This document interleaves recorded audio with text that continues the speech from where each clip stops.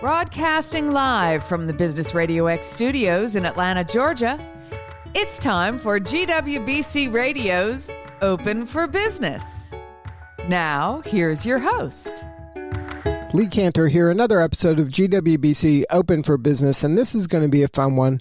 Today on the show, we have Nekita Sullivan with Yoga Therapy Bar. Welcome, Nekita. Hi, how are you today? I am doing great. I am so excited to be talking to you. But before we get started, can you tell us a little bit about Yoga Therapy Bar? How are you serving folks? Absolutely.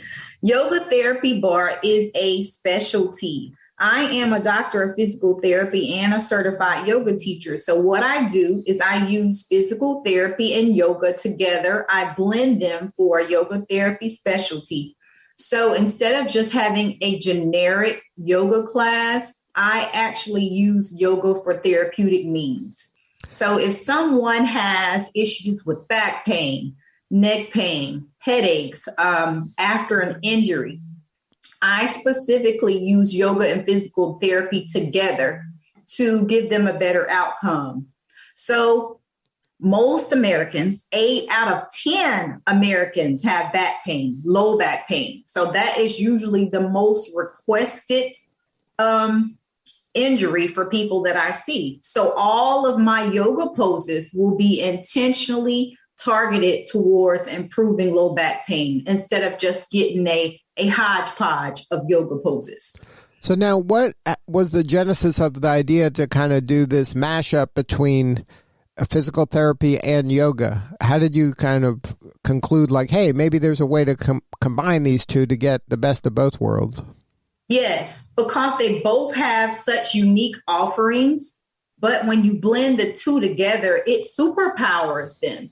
So not only do you get the benefits of just physical therapy, you can use it in addition to yoga, which gives you a holistic service. So you get the benefits of the physical stress relief, but you also get the benefits of the mental stress relief with using the meditation and the breath work in addition to the physical asanas is what they're called, poses.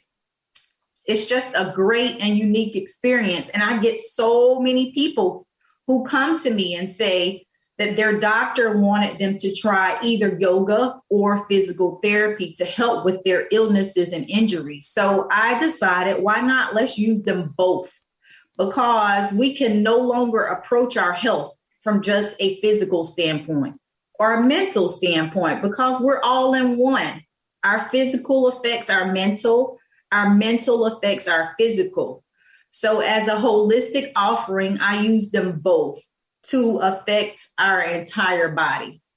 Now, when you started the business, was it always focused on combining the both? So you're talking to, I would imagine your clients are people who have some sort of pain or stress that they're looking to deal with in this kind of unconventional manner? Or whereas Yes. like a yoga studio might be like, oh, I like yoga. That's the way I exercise. So they may not be coming for a specific pain. They just enjoy it. So it seems like it's a slightly different client. Yes, it can be, but I get both. I get people who come just for yoga. And when they find out that I am able to tailor it to their particular needs and customize it, it's like a bonus for them. So at the beginning of every class that I have that is a group class, I will ask everyone in that class if they have any specific preferences, if they have any injuries, anything that I need to be attentive to, anything that I need to be precautionary of, because I will modify all of my poses for people who need some sort of precautionary modification. Or what I can do for people who have specific needs is I offer them some one-on-one treatment. And that way, when I'm with them by themselves, we specifically work on whatever they need help with. So they have my undivided attention. And then yoga is a practice that uses a lot of props and ways to help a beginner kind of get in the right position for the pose. Are you using those props and more in order to help from the therapeutic standpoint? As a physical therapist, I have the expert ability to be able to provide those type of services with and without props, which is what makes me a little bit more unique than your typical yoga teacher. I do use stretch straps for people who need a little bit more assistance. I also have yoga bands, balls, Pilates balls, but I try to get people to get comfortable with using their own body weight before they start adding tools. Because as a beginner, yoga can be a little intimidating. So it is so important for me to get people to be comfortable with just moving their bodies before I start adding tools. But tools are a good addition and supplement when the time is right. Now, a lot of organizations and corporations are adding wellness programs and for their employees. Is this something that an organization can take advantage of with your firm? Is there some corporate program that you offer? Yes, absolutely. I am actually in the middle of doing some corporate services for contracting because there are so many firms, corporations, the government, the military right now who are looking for wellness professionals and independent health practitioners to make videos and to join their wellness platforms that are virtual and the apps, because due to the pandemic, a lot of people are having restrictions with accessing healthcare. So they're now trying to provide healthcare via virtual wellness platforms and apps so that they can reach people all over the world. So, for example, the military is trying to provide more corporate wellness apps to reach all of their employees that are stationed throughout the world. You've got people like BMW, Mercedes, a lot of these large corporations who are teaming up with apps and wellness platforms to be able to provide virtual services for all of their thousands of employees. So the world of healthcare and wellness for yoga teachers, for physical therapists, for other health practitioners is expanding so that we can meet the need and the demand for virtual services and telehealth services. Now, how would you I don't want to say persuade, but maybe open the mind of somebody who has never done yoga? Maybe they have certain feelings about it. They're not sure. How would you kind of ease them into a practice like yours so that they can kind of get some relief from some of the stress and some of the pains that they've been probably dealing with and just accepting as this is the way it is when there can be a way out of this? Yes. And I try to get everyone to recognize that their level of comfort is always going to be different from someone else's. So a good way to ease into yoga is to start with just a couple of poses, 2 or 3. And there are poses that combine movements for your entire body. For example, one of the most popular is child's pose. And if you can do child's pose correctly, you can almost affect every joint in your body. So I always get people to start off with maybe 1 or 2, maybe even 3 poses. And just so they can feel what it feels like to get their bodies in different positions. And then you can progress up to sequences. Maybe let's try poses that last for a duration of 5 minutes, 10 minutes, 15 minutes. Let's try a class for 30 minutes. And then eventually we work ourselves up to an hour, if you like. And what we can do for that entire hour is modify anything that we need to modify based on how your body feels.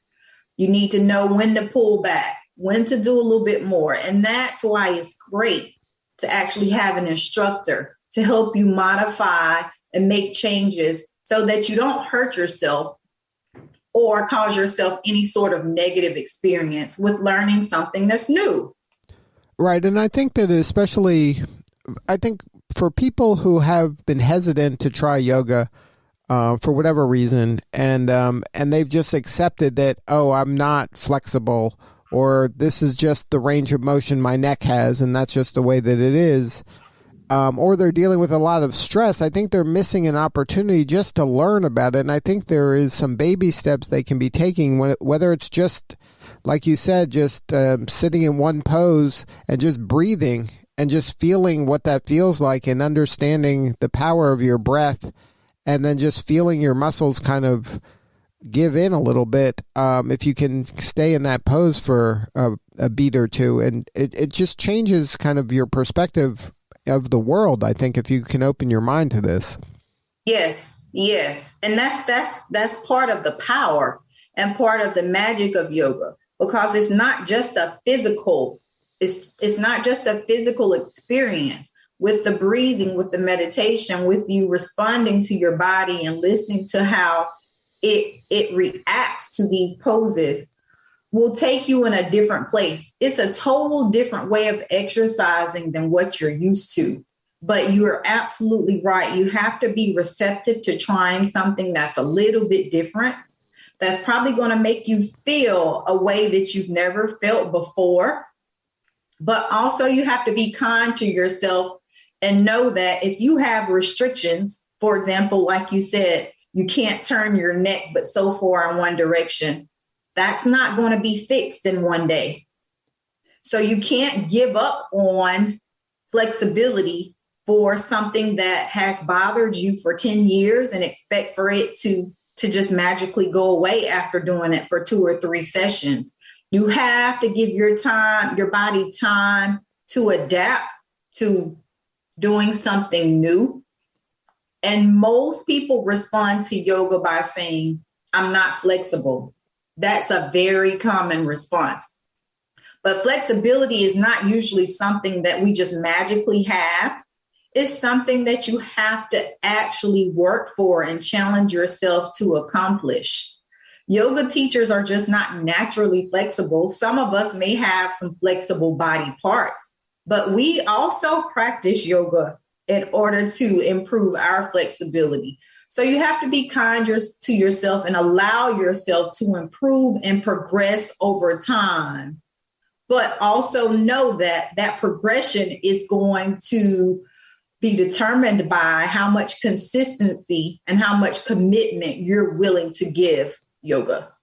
Yeah, amen to that. And it's a challenge, I think, for a lot of entrepreneurs, especially in that everything is go, go, go, faster, faster. I have to get there faster. And then that sometimes moves into their exercise and fitness and wellness programs. And they think everything has to be a HIIT class in order to get benefits, where yoga is that kind of breath of fresh air where you're like, okay, let's just relax a little bit and breathe and just slow everything down. And that is, I think, so necessary in today's world because there's so many stressors, whether it's physical or mental, that yoga and yoga therapy addresses. Yes, that is so true. One of the things that the pandemic has layered upon us is stressors, physical and mental. So you've got people who are fatigued, mentally exhausted, depressed, anxious, all of those mental stressors.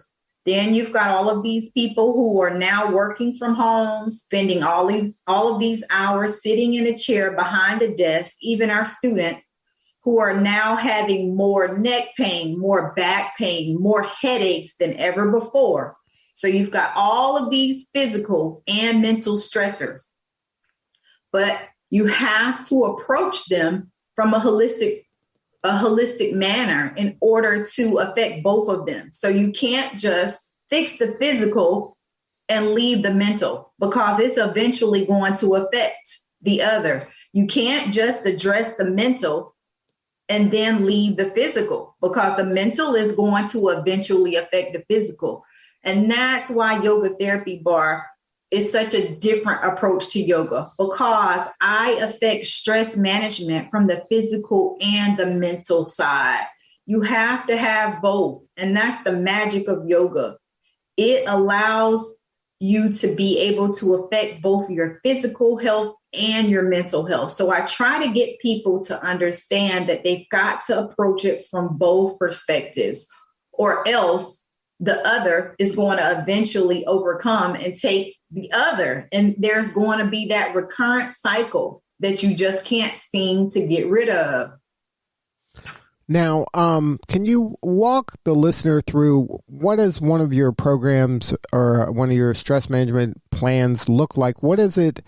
What can they expect? Because a lot of times people have a fear of the unknown, so they don't even take that first step. So if you can kind of paint a picture of what happens if they raise their hand and say, you know what, I'm interested in yoga therapy bar. What would a program look like? What are some of maybe the pre-work they have to do, or what do they have to do to get ready to experience this?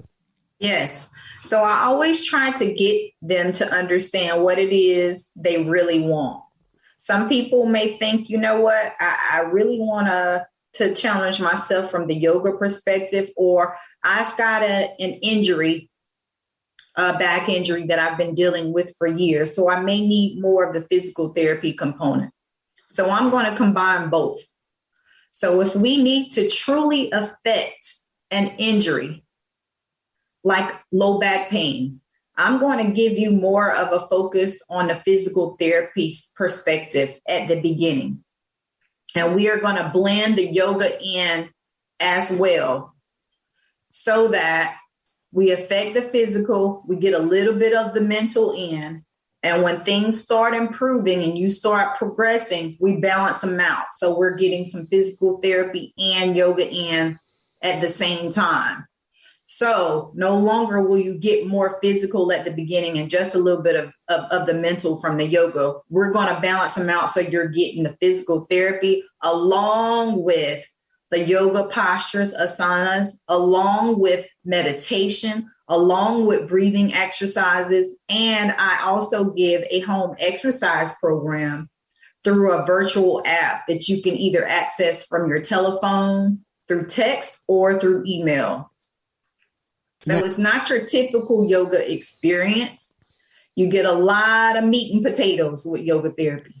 Now, for the people who aren't familiar with yoga, is there any like special equipment? Do I need, if I'm going to do this out of my house, do I have to now all of a sudden buy all this stuff? Or is it something that I can practice, just with stuff I have around the house? Yes. Very much can practice with anything you have around the house. Even with some of my group classes, people will come with yoga mats. Some people will come with towels. But I would definitely like to advise everyone to get a yoga mat. That's really the only piece of equipment that you need. You can do it in your home. You can do it at your office. You can do it outdoors. I even have chair yoga classes that I do for people who are seniors, for people who are at work and don't have access to a yoga mat, for people with special needs who are in wheelchairs and who cannot get on the floor. So that's another great thing about yoga, is there's so many different ways you can modify it. You can even do it in a chair. Well, I mean, can you share, is there something you could share? I know we're not on video, but is there something someone could do right now that's listening in a chair? What's something they could do that would maybe relieve some stress or maybe help them a little bit? Very simple. This is one of the basic things that I tell everyone who's sitting at their desk for hours a day, or for someone who sits in their car and has very long commutes.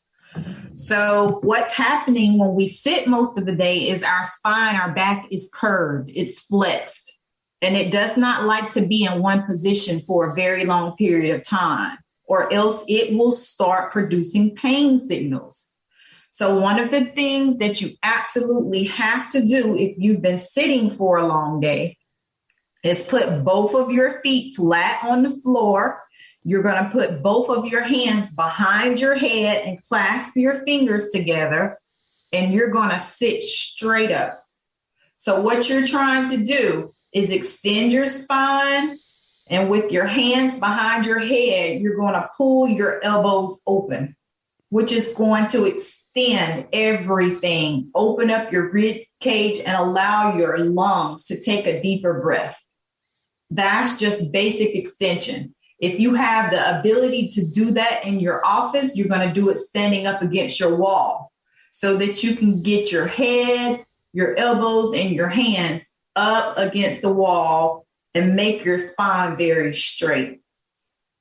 And to oppose that extension, what we're going to do is take our hands down by our side, by your knees, and see if you can actually make your fingertips touch the floor.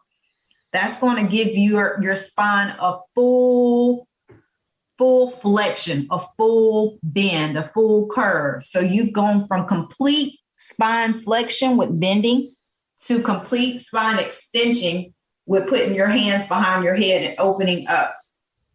If you don't have the ability to do that standing, you're just going to do it from your chair. And that gives your spine just a little bit of rest from being in the same position for too long, which it absolutely hates. And then that's something you do for, one time. Is there like, you do it 10 times? You do it for 30 seconds? Like, how long do you have to do it to see some benefit?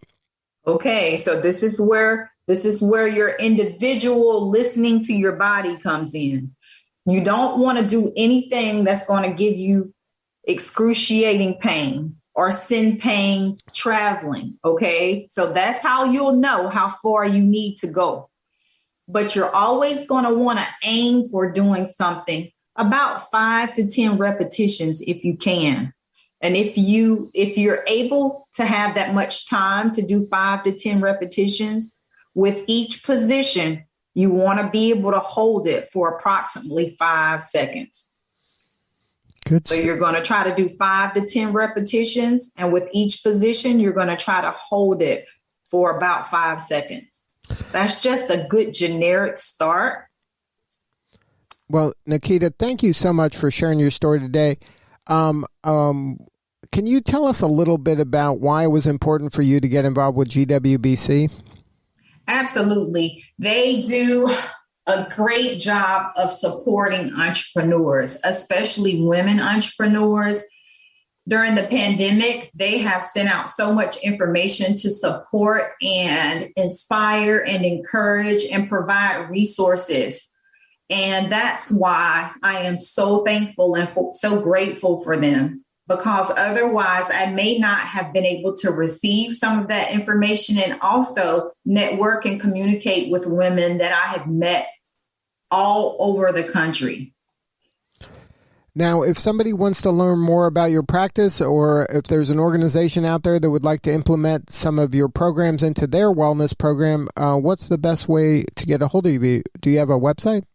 I absolutely do. It is, of course, www.yogatherapybar.com. And we're living in this technological world, so it is so very easy to catch up with me by email. My email is info at yogatherapybar.com. That comes directly to me. I'm also on Facebook and Instagram with the same handle, Yoga Therapy Bar. So there are so many ways to get a hold of me and take a look at some of the cool things that we're doing, trying to help people manage their stress from a mental and physical perspective, a holistic offering. You gotta approach the whole body. Well, thank you again for sharing your story. You're doing such important work, and we appreciate you. Thank you so much for having me. All right, this is Lee Cantor. We'll see you all next time on GWBC Open for Business.